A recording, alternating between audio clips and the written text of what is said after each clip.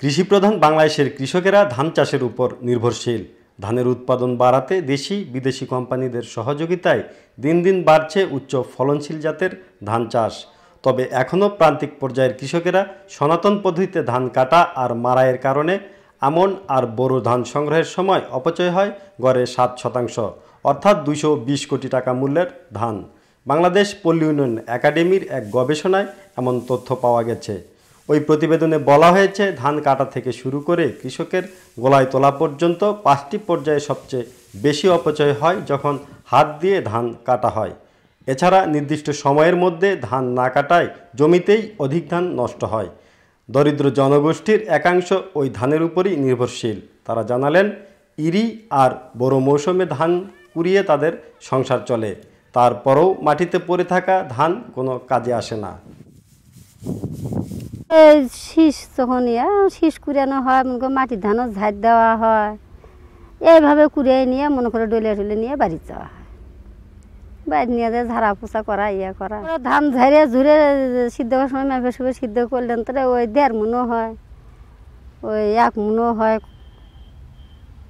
টেনে খুঁজে মনে করো মন 2ও হয়। এটা কি বছরে? হ্যাঁ, ইনকে করেই হয়।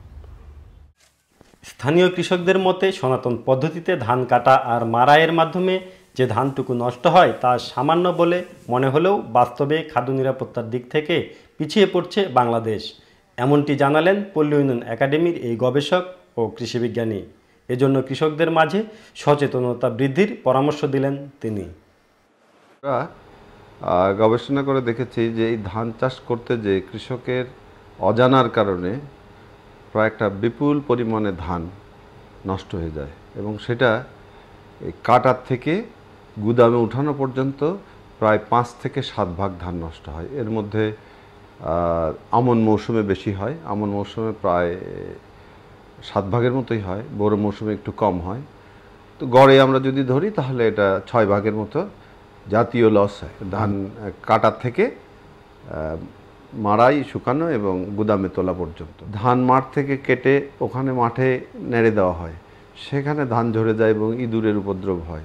আবার নিয়ে যাওয়ার সময় যে ভারে করে নিয়ে যায়, তখন একটা রিদমের উপরে নিয়ে যায়, একটা নাচের মতো তালে তালে নিয়ে যায়। এই তালে তালে নিয়ে যাওয়ার সময় কিন্তু সবচেয়ে ভারী পুষ্ট দানাগুলো রাস্তার মধ্যে ফেলে দিয়ে চলে যায় কৃষক, যেগুলো সবচেয়ে ভালো সম্পদ, সবচেয়ে ভালো কোয়ালিটির ধান। এইভাবে কৃষকরা কিন্তু প্রায় 7 ভাগ ধান নষ্ট করতেছে। শ্রমিকের একটা সংকট দেখা দিচ্ছে, যার কারণে ধান কাটতে দেরি হচ্ছে, কৃষকের লেবার পায় না, সে কারণে দেরি হচ্ছে, এবং দেরি হওয়ার কারণে কিন্তু অনেক পরিমাণে লস বেড়ে যাচ্ছে, যেটা আমাদের গবেষণায় প্রাপ্ত ফলাফল যে 7% আমরা বলছি, এর থেকে অনেক অনেক বেশি। কারণ হলো যে 3 সপ্তাহ গেলে পরেই এটা 30%-এ উঠে যায়, যদি ওই কখন পাকলো তার থেকে। তো সেই জন্য সরকার এবং বেসরকারিভাবে এগুলোতে আগায় আসা উচিত, কৃষককে এগুলোতে হেল্প করা উচিত। এটা শুধু কৃষকেরই হেল্প হবে না, এটা জাতীয় খাদ্য নিরাপত্তার জন্য একটা বড় রকমের অবদান রাখবে। যদি আমরা 7%ও ধরি, তাহলে তার মূল্যমান হলো টাকায় 220 কোটি টাকার ফসল নষ্ট হয়। এই খালি কাটার থেকে বাড়িতে নিয়ে যেয়ে গুদামে তোলা পর্যন্ত যে অপারেশনগুলো আছে, যে কাজগুলো আছে, সেগুলো করতে হয়। তো সেই টাকাটার যদি সাশ্রয় হয়, সেই পরিমাণে খাদ্যশস্য যদি সাশ্রয় হয়, তাহলে দেশের হয়তো 1-1.5 মাসের খাবারই হয়ে যাবে সব লোকের, এই লসটাকে যদি আমরা কমাতে পারি।